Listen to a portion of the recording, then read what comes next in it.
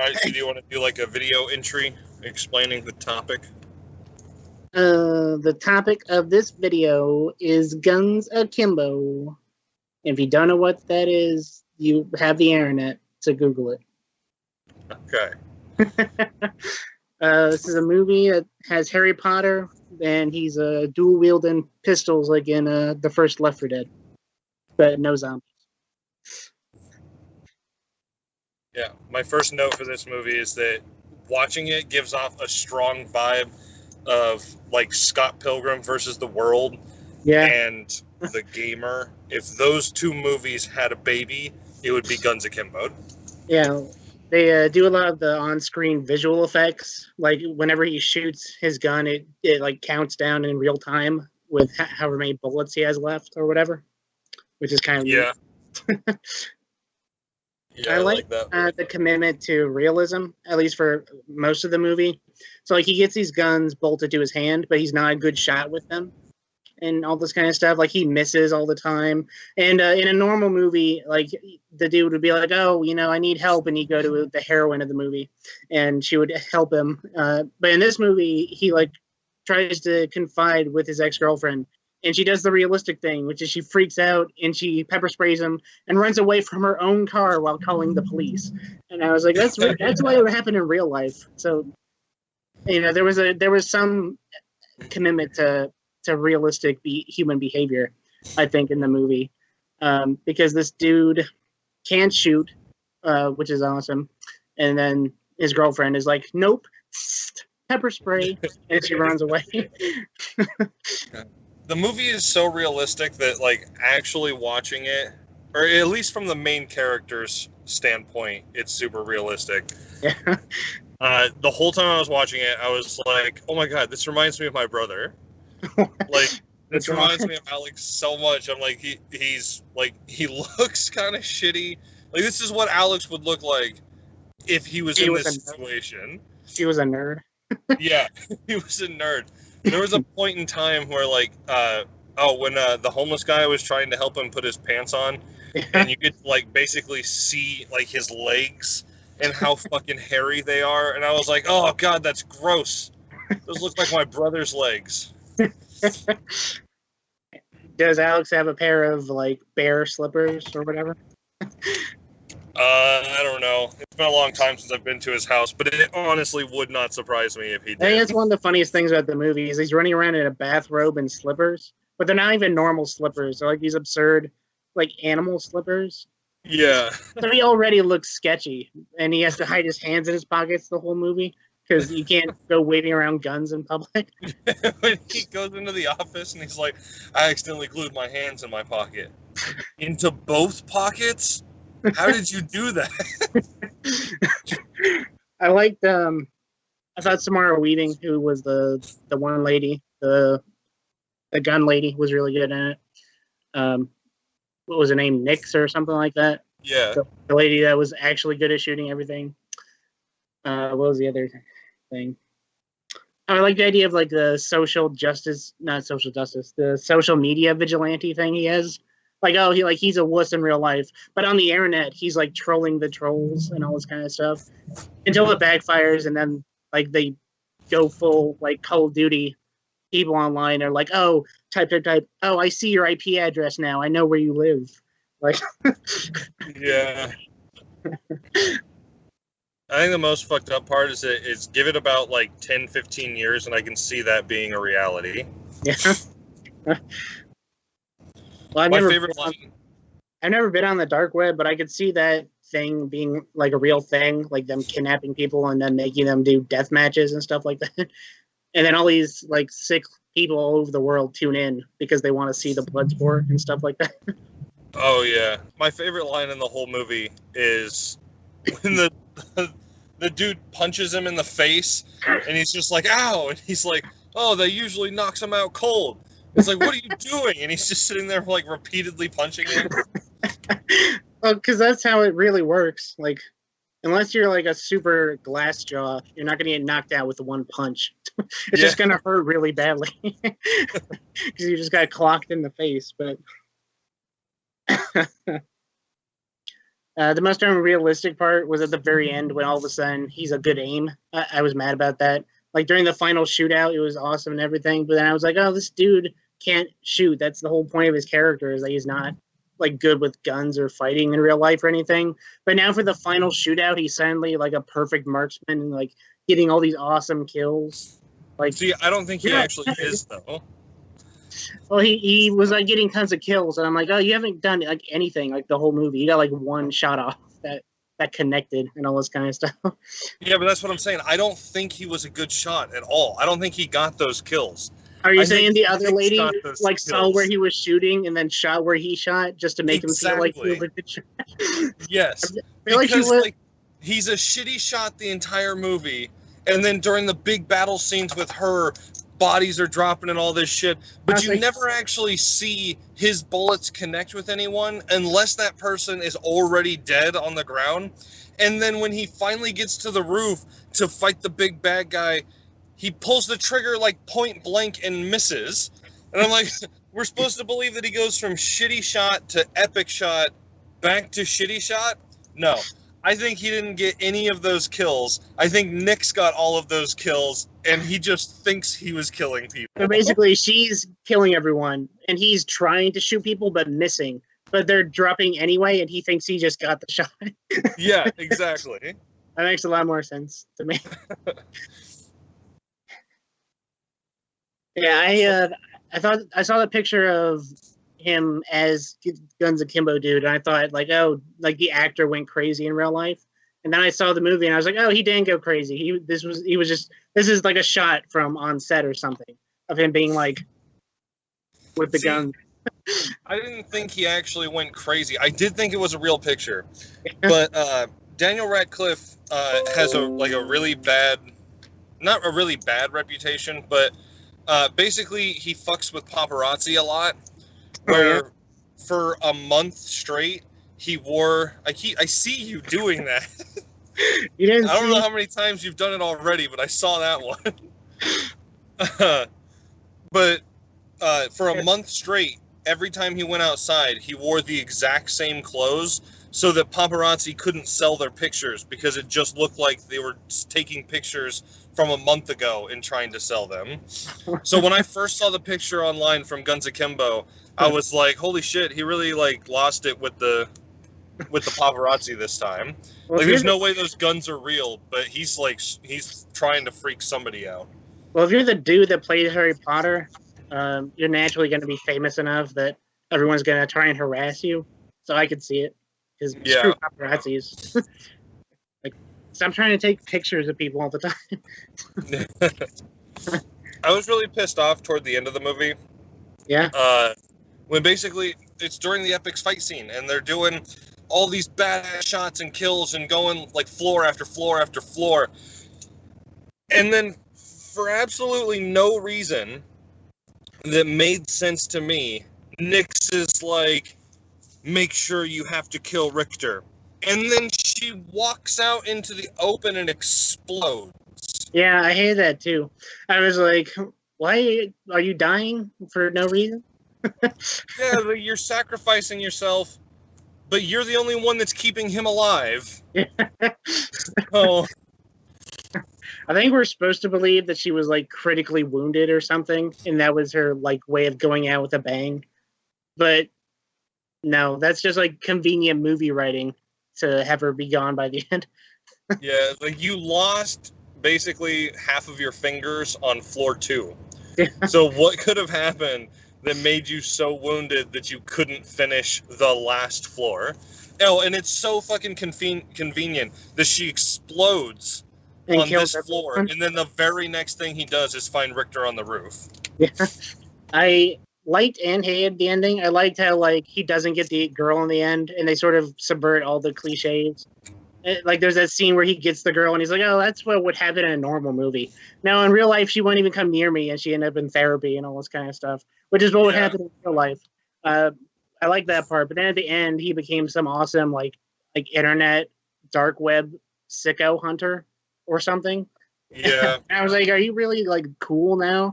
You're like, I'm pretty sure you only got like one shot or two off in the whole movie that actually connected. Are you like some expert outlaw marksman now? How did you evade the manhunt to kill you? Yeah. Like you're not that awesome that you can evade a SWAT team.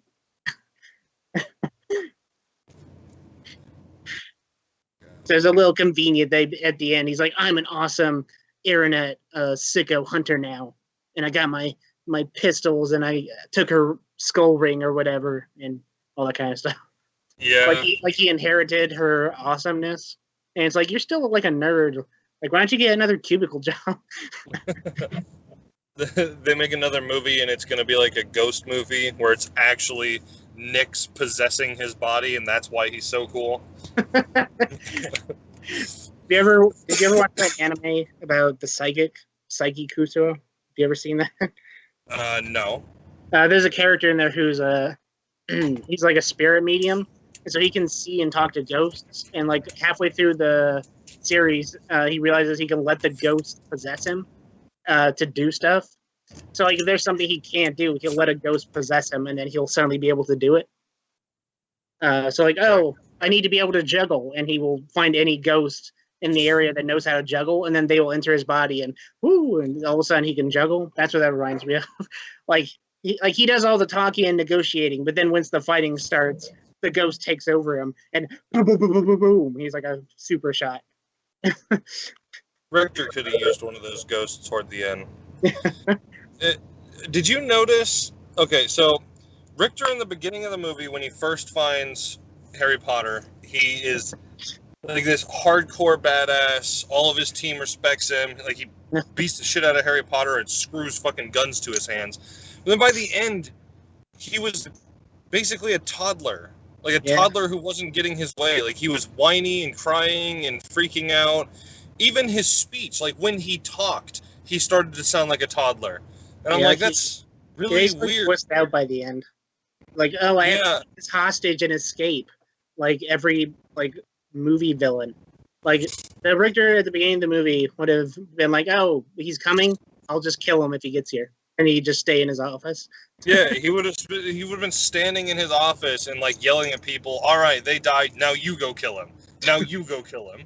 And they would have done that until he got to his office. But no, he calls for a helicopter, looks around a room full of people and say, no, there's only 2 of us, everyone else is dead.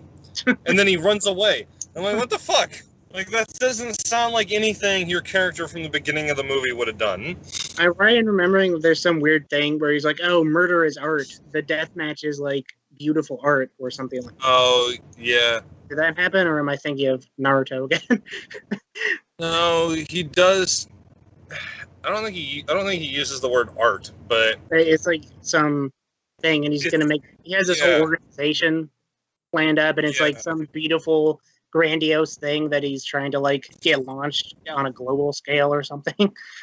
Yeah, and then I'm pretty sure he ends up succeeding in the end, and that's who that's Harry why Potter. He down everyone. Yeah, I would have just used my magic wand instead of a pistol. Yeah. Yeah. After you got the guns unscrewed from your hands, you could have used magic again. And that's such a gruesome thing to be the main plot of the movie. Like they literally like bolt guns in his hand. Like they take giant steel bolts and like fix it on there. Like there's no way his hands work after he takes them off. That was one of my other complaints. I was like, they literally like disfigured your hands to like fix these guns on them. So I feel like you're not getting normal hand movement back if they ever take them out. Like, how do you not die of blood loss from giant like things going through his hands? Like they stuck giant metal pins in. And it's not like they're skilled surgeons or anything.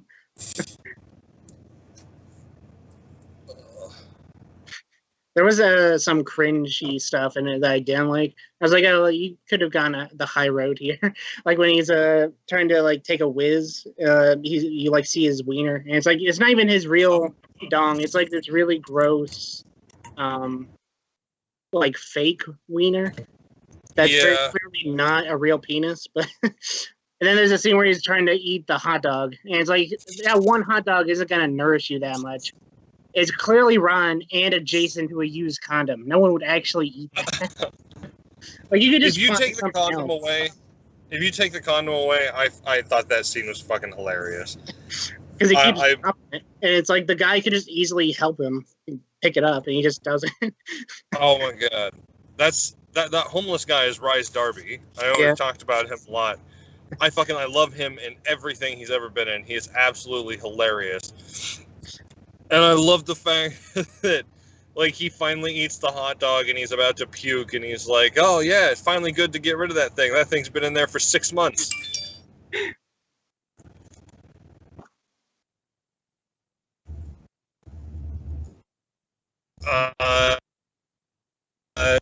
Ending. What did you think of the ending of the movie? Well, then I just mentioned. Wait, is there something else I'm not remembering, or doesn't it end with him?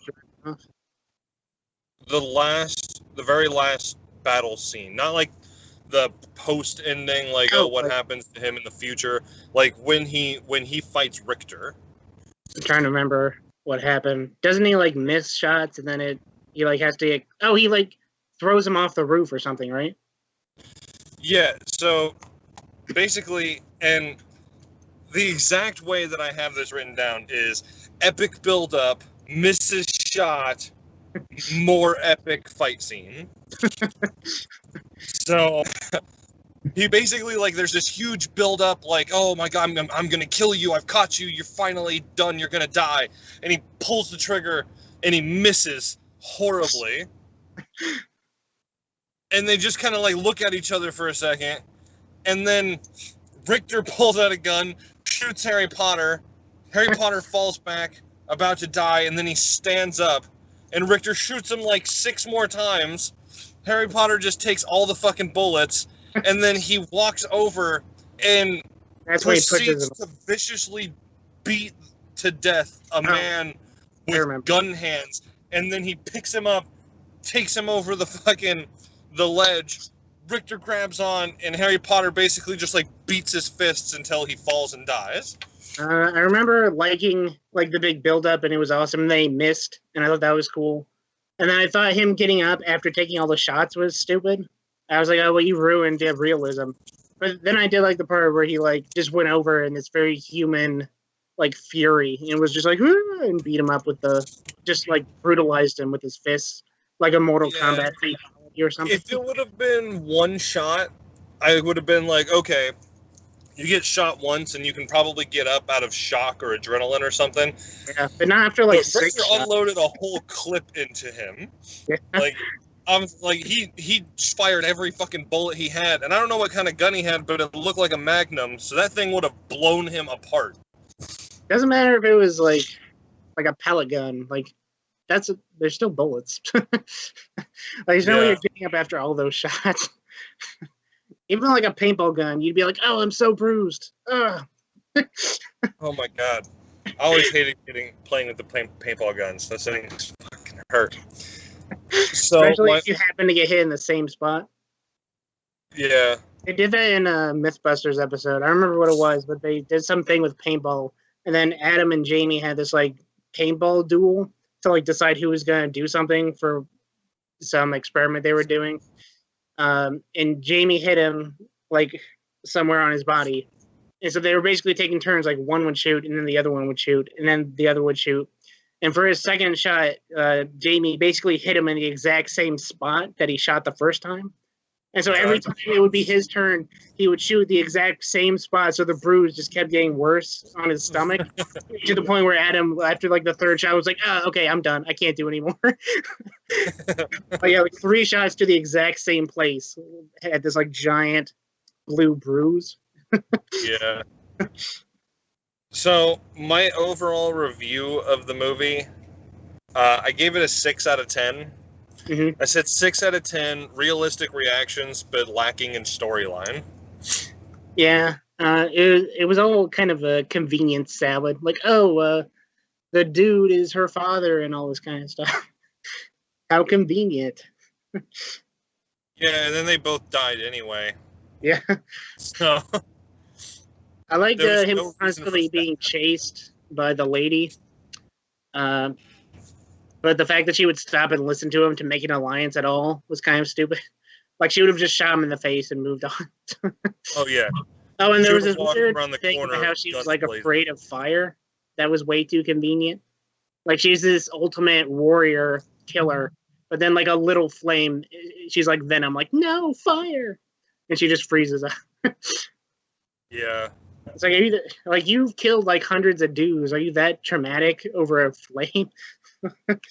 I've seen people who have survived like fires and shit like that, but nobody acts like a wounded dog when they see fire. Like you could be deathly afraid of fire and you might scream when you see it, but you don't freeze.